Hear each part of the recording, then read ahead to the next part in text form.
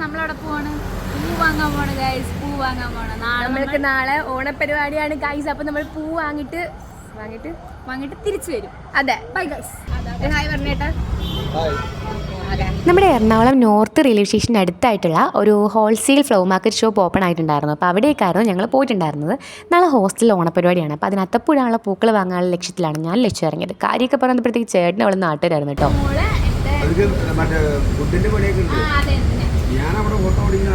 പിന്നെ അവരായി അവരുടെ നാട്ടുവിശേഷങ്ങളായി അങ്ങനെ എന്തൊക്കെയോ ആയി. അതിനിടയിൽ കൂടെ ഞാൻ നൈസായിട്ട് പൂക്കളുടെ വീഡിയോ ഒക്കെ ഇട്ട് നിൽക്കുമായിരുന്നു.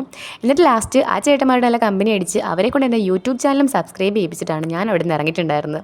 എന്തായാലും തിരുവോണത്തിന് അത്തപ്പൂ ഇടാൻ വേണ്ടി പൂ വാങ്ങാൻ നിൽക്കുന്ന എറണാകുളം ടീംസ് ഉണ്ടെങ്കിൽ നമ്മുടെ ഈ ചേട്ടന്മാരെ കട മറന്നു പോലും കേട്ടോ. ഈ ചേട്ടന്മാരെന്ന് പറയുന്നത് ഇപ്പോൾ എത്തും. ഒരാളെങ്കിലും ഉണ്ടായിരുന്നു, ആൾ ആദ്യം ഒന്നും വീഡിയോ കിട്ടിയില്ല, പിന്നാണ് കിട്ടിയത്. ഹാപ്പി ഓണം. ഓക്കെ. അങ്ങനെ ചേട്ടന്മാർക്ക് ബൈ ബൈ എല്ലാം പറഞ്ഞ് ടാറ്റയൊക്കെ കൊടുത്ത് ഞങ്ങളവിടെ നിന്ന് ഇറങ്ങി. പിന്നെ കുറച്ച് മുല്ലപ്പൂവും തുളസിയും അരളിപ്പൂവും ഒക്കെ വാങ്ങിയിട്ടാണ് ഇറങ്ങിയിട്ടുണ്ടായിരുന്നത്. അപ്പം നാളത്തെ അടുത്ത വിശേഷമായിട്ട് ഞാൻ നാളെ വീണ്ടും വരുന്നതായിരിക്കും. അതുവരെ Tata. So many bundle of flowers.